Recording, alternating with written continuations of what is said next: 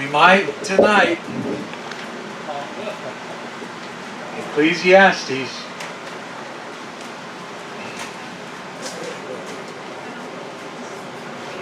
What is the meaning of it all? Vanity. Hopelessness. Emptiness.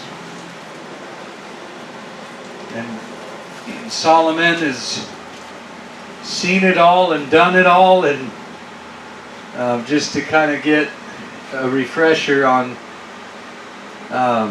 Deuteronomy 17:17, the Lord knew long before that the children of Israel would want to be like all the other nations, and they would want a king. And so in Deuteronomy 17:17, the Lord laid out that if they were to have a king, he was not to multiply wives to himself, that his heart might not turn away. Neither shall he greatly multiply to himself gold and silver. This is in Deuteronomy 17:17. It goes on to talk about not multiplying in horses and chariots. And in 1 Kings 10, this is just some background on Solomon, the writer. In 1 Kings chapter 10, before we get into Ecclesiastes, be refreshed of... Now the weight of the gold that came to Solomon in 1 year was 666 talents of gold. And again, I don't think that's any mistake. That number of the number of man, the number of the beast, 666, and that was all of Solomon in his glory would multiply in gold. And then verse 1 of 1 Kings 11 says Solomon loved many strange women, even those of the Moabites, the Ammonites, the Edomites, the Zidonians, and the Hittites, of the nations concerning which the Lord said unto the children of Israel, Ye shall not go into them, neither shall they come in unto you, for surely they will turn away your heart after other gods. And Solomon clave unto these, that is the strange women, and he had 700 wives and 300 concubines, and his wives did turn away his heart. And it just goes right along with our theme, I think, with Leviticus this morning, what we talked about, laying down rules, laying down laws for our own good. And God made it clear that the reason you weren't to go after other wives, other women, and multiply for yourself gold and silver and also horses and chariots is so that your heart would not turn to other things. One of the last things that the Apostle John, in the 1st, 2nd, and 3rd John, one of the last things he says is, keep yourselves from idols.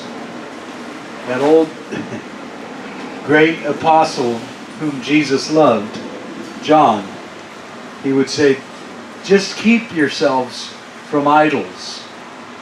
And so often what comes our way, what can come our way is just that, just an idol, chasing after riches, chasing after pleasure.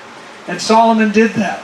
Almost all his years were spent going after other things other than the living God. And what I love about the end of the book here is he gets back to the conclusion, and that's the title of the message, is the conclusion. So, cast your bread upon the waters, Ecclesiastes 11 verse 1. Cast thy bread upon the waters, for thou shalt find it after many days. Give a portion to 7 and also to 8, for thou knowest not what evil shall be upon the earth. If the clouds be full of rain, they empty themselves upon the earth. And if the tree fall toward the south or toward the north, in the place where the tree falls, there it shall be. Profound. Kind of where that tree falls, there it will be. It doesn't make any noise. Yeah, it doesn't make any noise if no one's there to hear it. He that observes the wind shall not sow, and he that regards the clouds shall not reap. As thou knowest not what is the way of the Spirit, or how the bones do grow in the womb of her that is with child. Even so thou knowest not the works of God who makes all. We all should be reminded of that. That we don't know how God works. We don't know what God's up to. Too many people claim to know that, or think that they can give you the secret code into finding that. There is no knowing what God is up to. You don't know the work of God. He makes all things. Verse 6, in the morning sow your seed, and in the evening withhold not thine hand, for thou knowest not whether shall prosper, either this or that, or whether they both shall be alike good. Truly the light is sweet and pleasant, and a pleasant thing it is for the eyes to behold the sun. If a man live many years and rejoice in them all, yet let him remember the days of darkness, or the days of death. For they shall be many. All that comes is vanity. Rejoice, O young man, in thy youth, and let thy heart cheer thee in the days of thy youth, and walk in the ways of thine heart, and in the sight of thine eyes. But know thou that for all these things God will bring thee into judgment. I have that underlined in my Bible, the end of verse 9. Make sure that you keep in mind, make sure that you know beyond a shadow of a doubt that God will bring you into judgment. Therefore, remove sorrow from thy heart, and put away evil from thy flesh.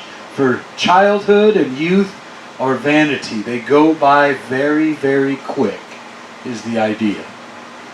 Another way to describe what vanity is it's just like trying to grab hold of the wind. It's fleeting and goes by before you know it, it's gone.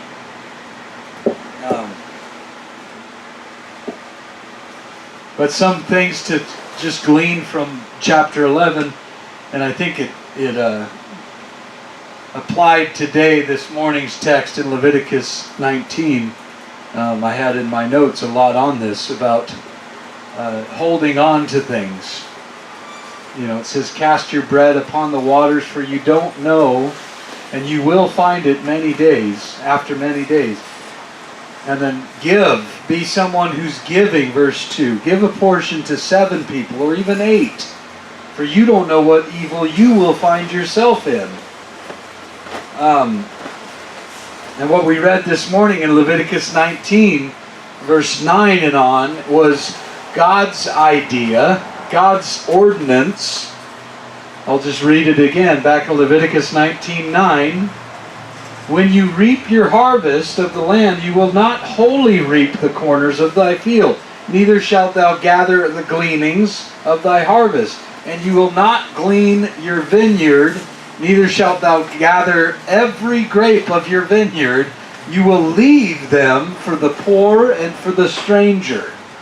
I am the Lord thy God. So the idea, what God's getting across to his children, to his people, is not to be stingy, not to have a spirit of stinginess, to try and think, if I hold on to this, it's going to do me good. Rather, don't put extra bread in the freezer.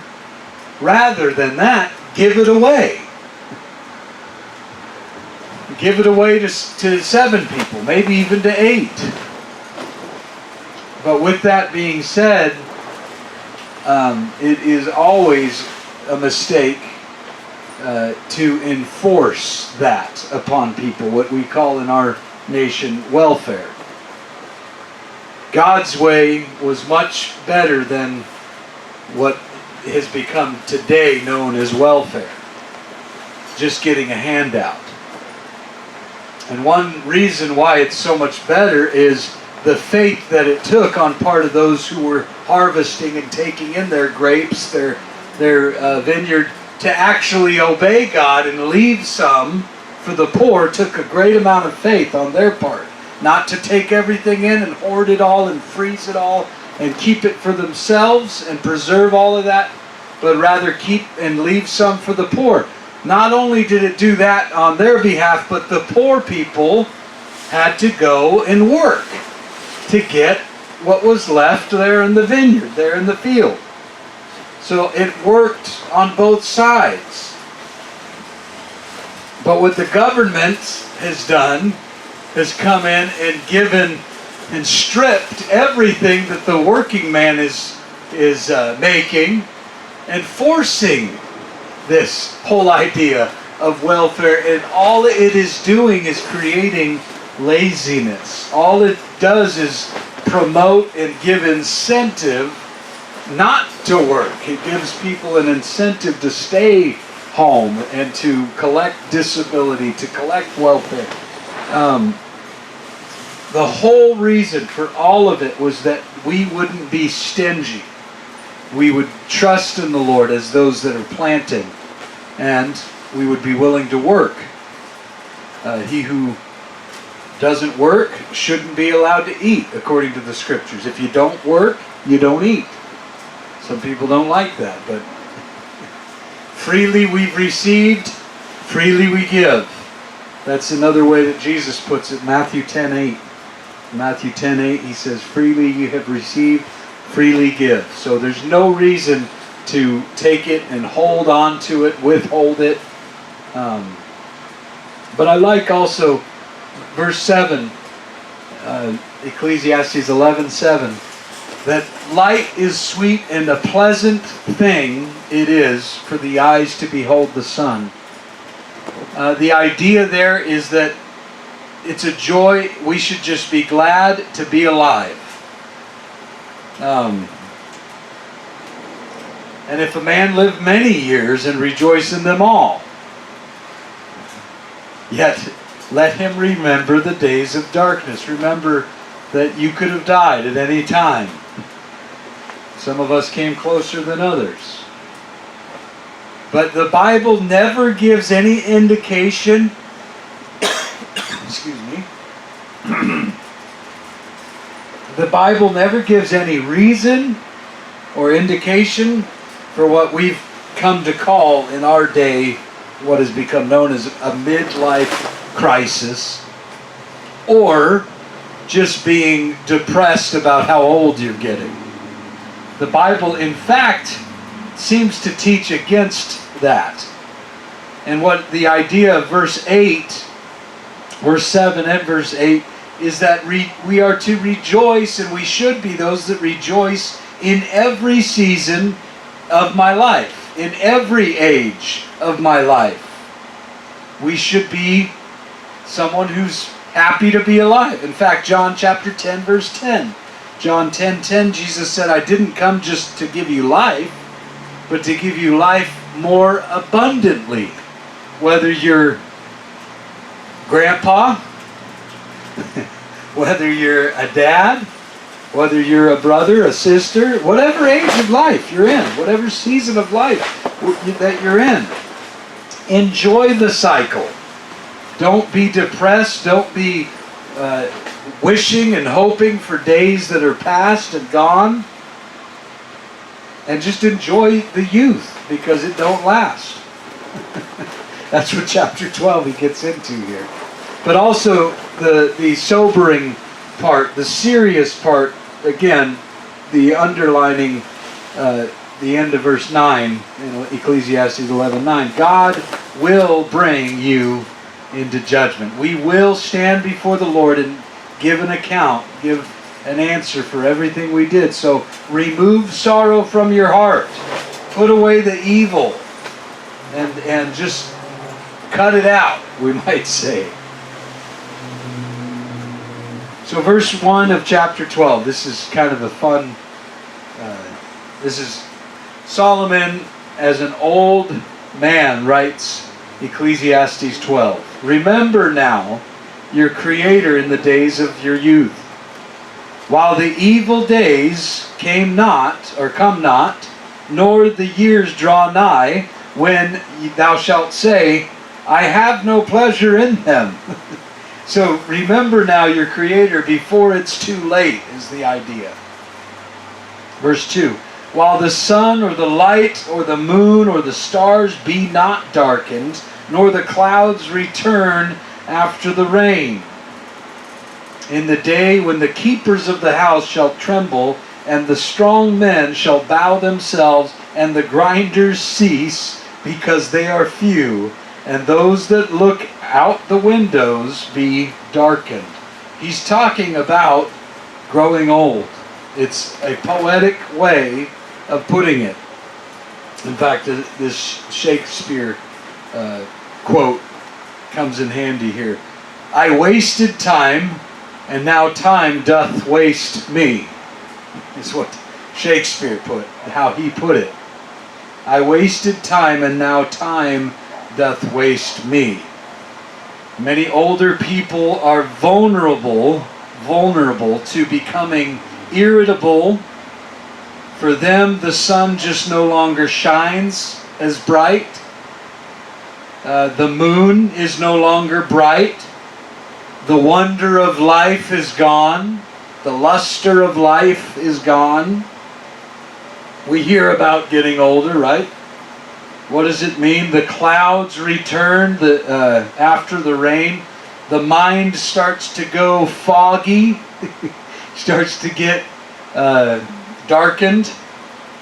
And it can. We know the mind can become foggy as we get older. We forget stuff. In fact, verse 3 says the keepers of the house. That's a poetic way, Hebrew poetry, of referring to your legs. The keepers of the house shall tremble. Your legs start to tremble. The strong men shall bow themselves. That phrase is referring to young men and their broad shoulders. And as you get older, they start to bow down. They start to bend, and you're just not standing up straight. You know, your knees are giving out. You're weakened. Your legs are trembling. The grinders are your teeth. Yeah. They cease because they are few. You start losing your teeth.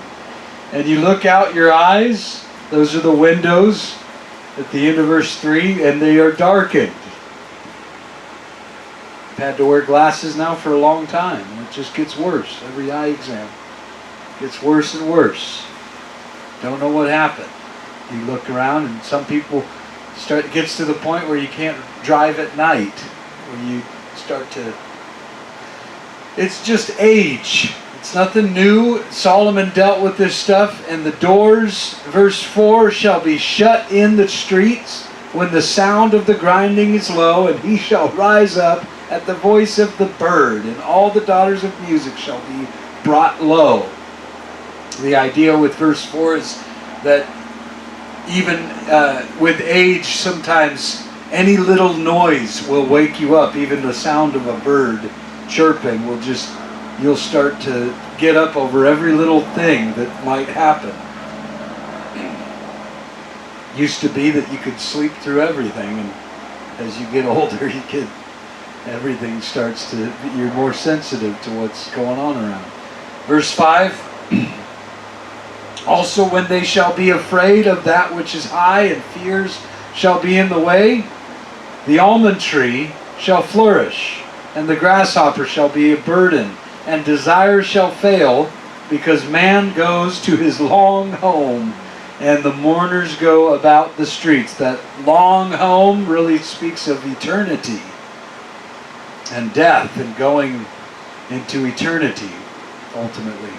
But the almond tree refers to gray hair, because the almond trees always had white caps on the top of them. And so he's again poetically putting the beauty of growing older. And so, fear does come in your way, though, even when you're older. The grasshopper shall be a burden.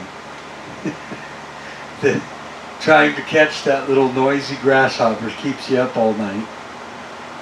And I remember just not too long ago having one in our garage, a grasshopper, and I could not find the little stinker. He was a burden. And happens as you get older, it just gets worse and worse, where you start to really, every little thing can start to get to you. And again, you have the tendency, we all can go the way to just being irritable, becoming irritated at everything. And the mourners go about the streets.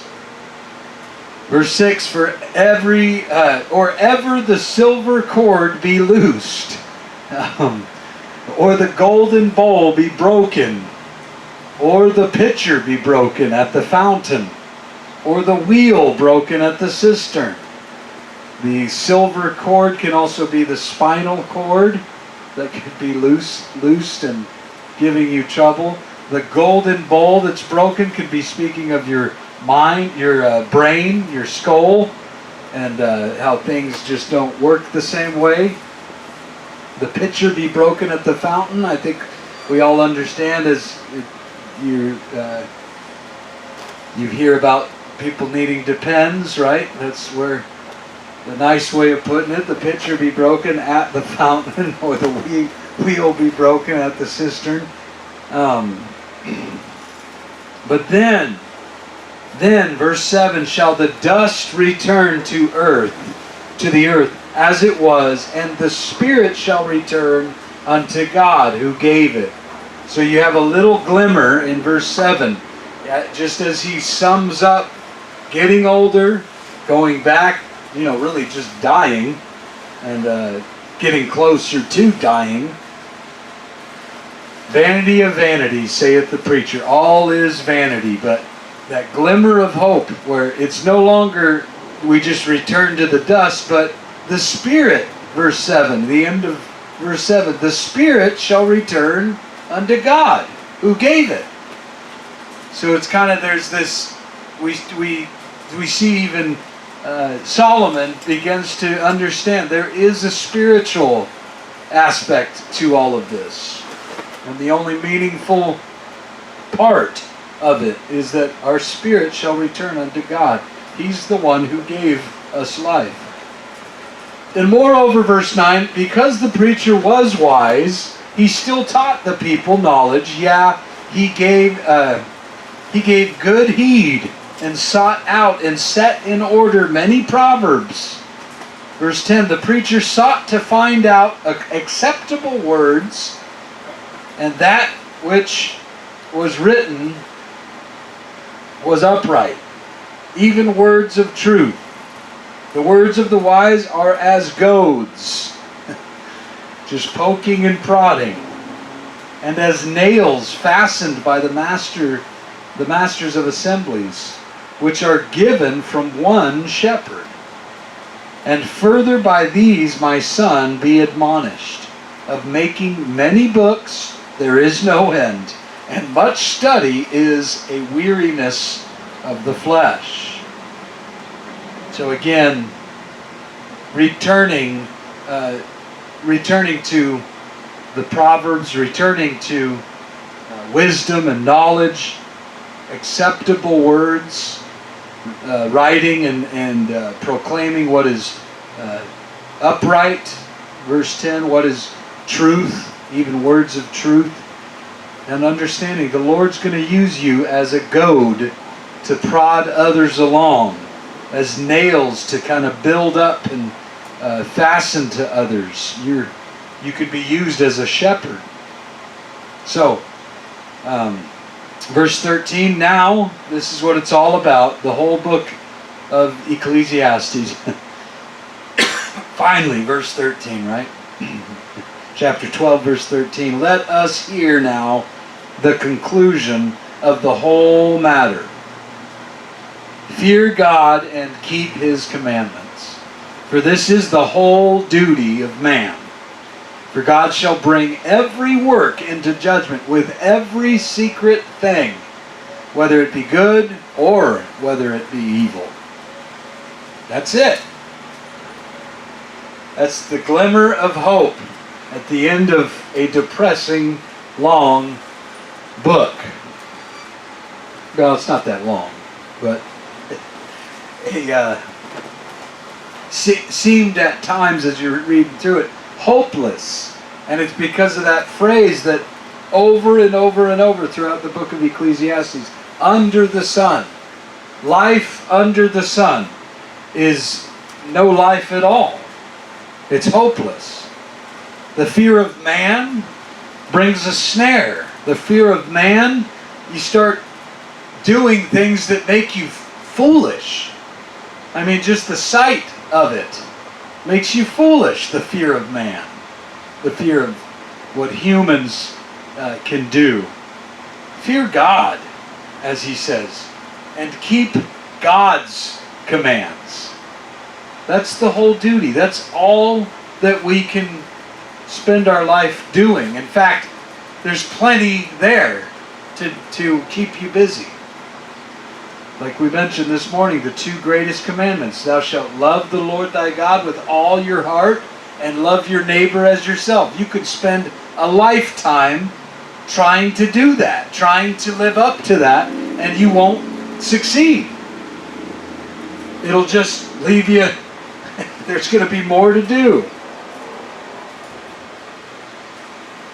But it's amazing how God begins to show us, just as it says at the last verse, He will bring every work into judgment with every secret thing, whether it be good or evil. He shows you what is good and what is evil as you get closer to the Lord.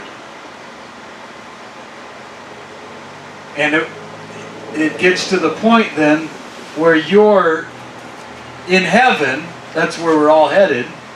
That's our goal. We finally say, righteous and true are your judgments, Lord. You know what is evil, what is good. I don't. I might think I know. You know what is nice and what is wrong, what is mean. Lord, you are the one. You are the one. There's no other that should be calling the shots. In fact, we don't need to fear anything that man might be able to do, whether it's arresting you, whether it's scourging and whipping and beating you, whether it's shooting you. We have to remember we have the greatest hope of all. That is the living hope. To be in the presence of God, to be absent from this body, is to be present with the Lord. Scripture teaches us that. So really, the worst thing that man thinks he can do to you, put you out of your misery, shoot you. It's actually the best thing for anybody who's a believer. You put me in the presence of God. And to really live that way, to really understand, that's my ultimate destiny. That's where I belong. I don't belong here on this earth. I belong in heaven. I have a home that's not made with hands. And we're all headed that way. And it's really the fear, that's why the proverb says, the fear of God is the very beginning, the very foundation of any kind of wisdom, understanding, any knowledge that's out there.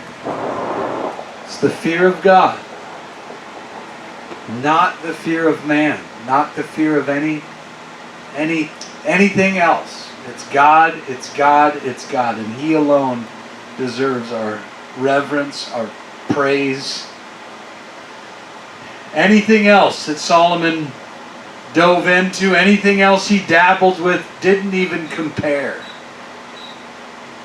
He says at the end, he says it all there at the end, that fear God and His commands. That's all we should spend our time doing, is studying His Word, what God said, what God commands. And it's always love, love, love. Not as the world says, but the love that says, stop doing that to yourself. You're going to kill yourself. You're headed straight for hell. That's a loving thing to tell somebody. Not, well, I don't want to hurt their feelings. No, feelings has nothing to do with it. In fact, feelings so often can blind you from the truth. So fear God. Lord, teach us how to fear you. Teach us, Lord, more about the fear of the Lord, that we might have a greater knowledge, a greater just capacity of the wisdom, the almighty wisdom of God, that we might draw closer. Even now, Lord, as we sing these last few songs, that you would draw us in. Speak to our hearts, Lord. Help us to meditate on your word. Help us to continue in that which you've started in each and every one of us, Lord. Help us to continue. In Jesus' name, amen.